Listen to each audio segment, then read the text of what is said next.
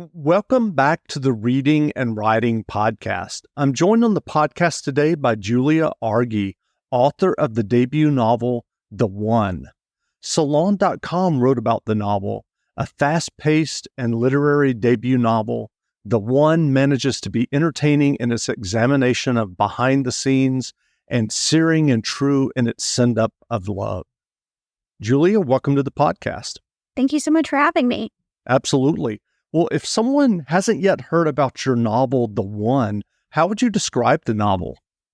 So The One, it's set on a reality dating show called The One, and it follows the course of a contestant over the episodes of a season. Her name is Emily, and she is new to reality television. She is not a super fan, and she gets caught up in this whirlwind of production, dates, the lead, and what it's like to live in a house with 30 other contestants throughout the course of this season. Do you remember the original idea or impetus that led you to writing The One? So I am a reality television fan, not just The Bachelor, which the show, The One, is mostly based off of, but also other shows like Love Island and Love is Blind. And so I felt like when you're thinking as a debut novelist of the giant project of what a novel can be, like a multi-generational family saga versus 10 weeks, people stuck in a house together, it was an easy way for me to have an entry point. It was something I was familiar with. It was a set time frame. It was a set amount of characters. And so starting as a project, it was something I enjoyed, was a really good entry point, as it was the first time I was ever trying to write a full book-length project. And on that note, can you tell us about your writing journey that led you to writing fiction and now getting your debut novel published? Sure.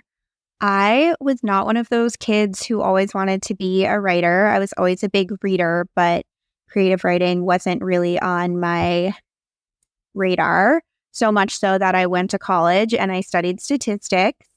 And my senior spring, when I had finished all my degree requirements, I took an elective, a creative writing workshop.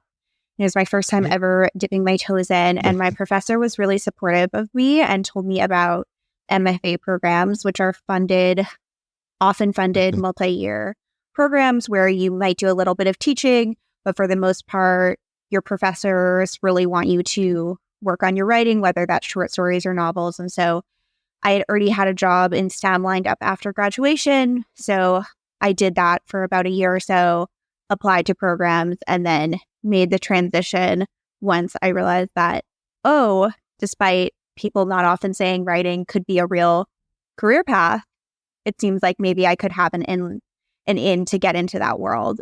So I did a big shift from statistics to creative writing. And during that MFA program is when I started working on this book. And what was your MFA experience like? It was great. My class was the most affected by the pandemic. And so I had four semesters of courses, 3 of which were virtual. And so I only had one in-person semester, which I think was a little bit unusual. So I can't say it was like the most camaraderie ever of all time. It was mostly over Zoom, and I was mostly stuck in my apartment in Ann Arbor.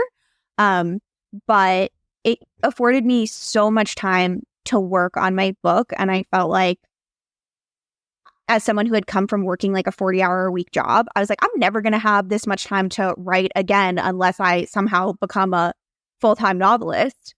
And so I really tried to take that opportunity to spend as much time working on a book as I could. And I'm happy that this was the product of that, because I felt like if I couldn't do it then, I definitely wouldn't have been able to do it while trying to juggle all the responsibilities that come with, trying to be an artist and also trying to make a living. That time was like a beautiful sacred space where I was really able to just, focus on trying to write books, which was wonderful.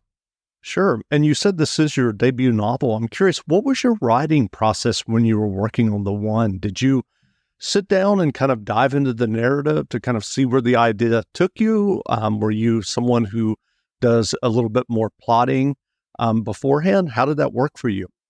Yeah, I'm a little ashamed to admit that my process is so chaotic, but I had this container of knowing it was going to be set over the course of a season. And so that was all planned out in my head, had a sense of where I wanted Emily's arc as a character to go. And then I worked non-chronologically throughout the book. Just basically I told myself, okay, you've never written a book before. The longest thing you've written is like a 20-page short story. So if you write 500 words a day, every day, as much as you can, get some days off. Obviously life happens, but if I could write any part of the book, any scene, it could be really, really bad as long as I got to 500. If I did that for long enough, I knew I would get a full-length book out of this endeavor. And so that is how I did it. I gave myself total freedom to jump scenes, jump chapters. Just whenever I had an idea for what could go into the book, I would write it down, basically trying to get my word count up. And I was like, okay, I'm going to stitch it together later. Hopefully, when you read the finished book, you won't be able to tell that was my chaotic process and it will read like a real novel. But it started out as kind of like puzzle pieces that ended up slowly coming together. But for the first few months, it was like a really choppy Word document all over the place. That's funny, given your background in statistics. Yeah. I tried to math my way there. I was like, okay, 500 words a day eventually equals 80,000 words. That's great. Well, you mentioned the topic of this novel, and you mentioned that you watch reality dating shows. I'm curious, have you ever been tempted to apply as a contestant for one of the shows? Only as a joke, I have said that I would do it, but everyone tells me I would be really bad at it. I feel like the personality of a novelist and the personality of someone who wants to go on a reality dating show, I don't think there's like a lot of overlap there. One is like an incredibly individual, isolated kind of work, and the other is like a very public, personal show. And I feel like those are really opposite personalities.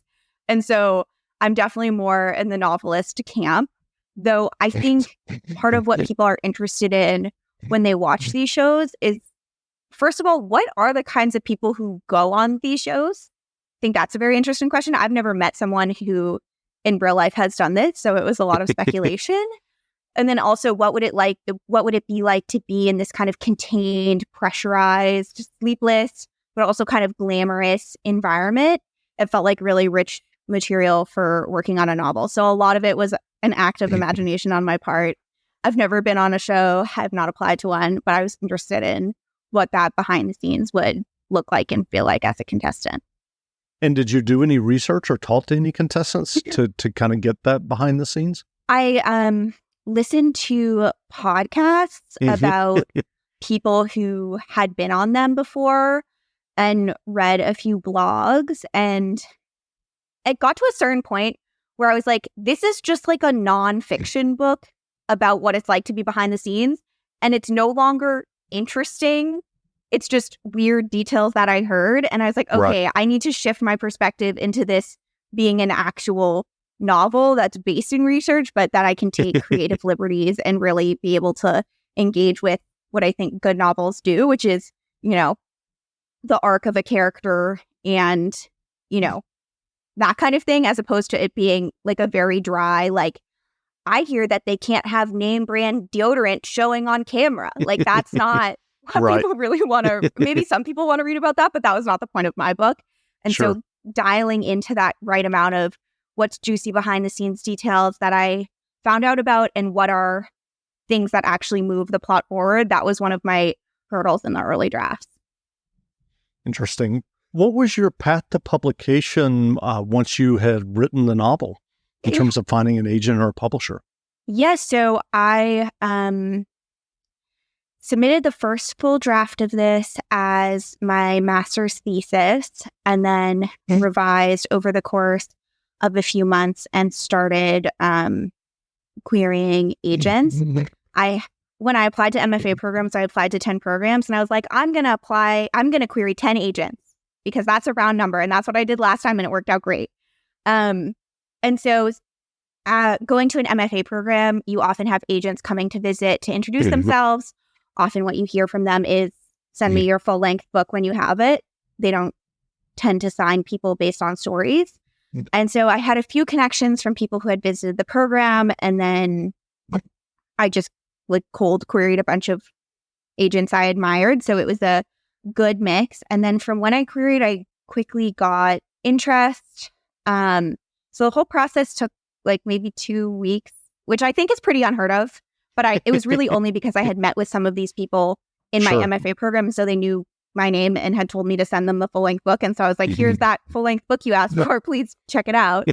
And so I ended up signing with Amy Williams, who's incredible and who happened to be the first agent I ever met with at the program.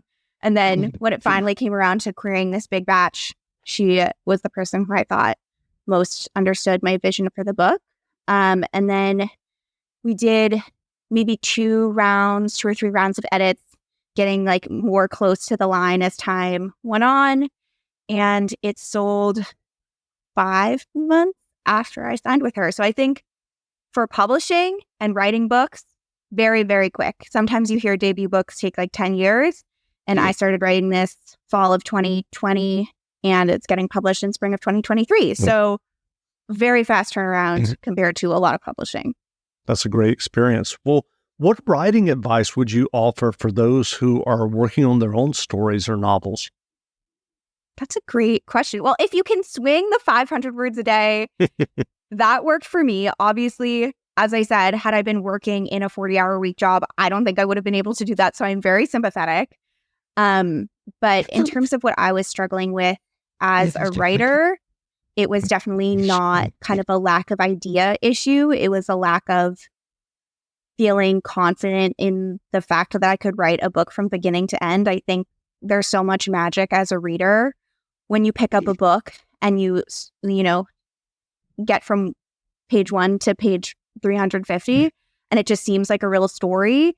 And it's really hard to peel back behind the scenes and see how much work went into it.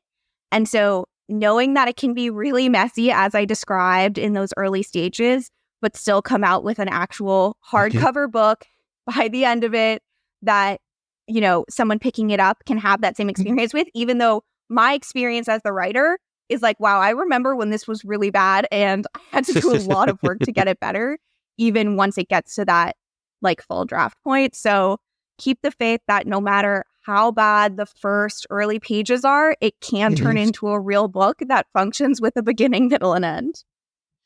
Are you working on a new novel now? I am back on my 500 word a day grind, though I will say publishing my debut novel has thrown off my 500 words a day a bit. But it is maybe 3/4 of the way done with the first draft. And I'm still doing the puzzle piece process where it's not chronological yet. And so it's like 60,000 words out of 80,000 words, but they're not in the right order. And I know that. But now I have the confidence that I knew I did it once. So now I feel like I can do it again. But for that first book or that first draft of, your beginning project, you're like, this is a real leap of faith. But now that I have one under my belt, I'm like, okay, I know if I keep trying, I'll be able to do this. So in terms of the chronology, and if you mentioned this earlier, I may have missed it. Did you write the ending before you? I guess at what point in that process of writing the one did you end up writing and knowing the ending? Yeah, early on. Yeah, like in that case, really early on, I knew the ending. I had that beginning and end scenes, and then in the middle was kind of mush. But it's kind of helpful to have that sense of, I know where I want this character to end up and I know where they begin. I just need to, have an interesting trajectory throughout that middle. But yeah, and for this book, it's the same thing where I have the ending scene written, I have the beginning written, and then it's a roller coaster between those two. The reason I asked that is John Irving has been interviewed multiple times, and he said that he oftentimes writes the last page or the last scene. That's the first thing that he does before writing anything else. Wow. I'm in good company. That makes me feel a lot better. Yes. So what novels have you read recently that you enjoyed? It's a great question. I'm taking a peek over at my bookshelf, which is nearby. I recently read a novel called Happy Hour by Marlo Granados, which I read after I started writing my book, but I picked it up and I was like, oh, this is like a spiritual sibling to my novel in that it's two young women who live in New York City and are trying to kind of make ends meet. It's not set on a reality television show, but I think the questions it's asking are similar to the questions that my book is asking. I read recently I read two very big books from the past year, Lessons in Chemistry by Bonnie Garmis and Tomorrow, Tomorrow, and Tomorrow by Gabrielle Zevin. I really enjoyed both of those as well. Where can people find you online if they want to learn more about you and your debut novel? Sure. The novel, as of today, available in bookstores and online across the country. And then I have a website that is juliaargy.com, JuliaAargy.com. And I am new to Instagram at Julia G. Argy. So you can follow me there. Well, again, we've been speaking to Julia Argy, author of the new novel, The One. The novel is available now, so go buy a copy. And Julia, thanks for doing this interview. Yeah, thanks so much for having me. Absolutely.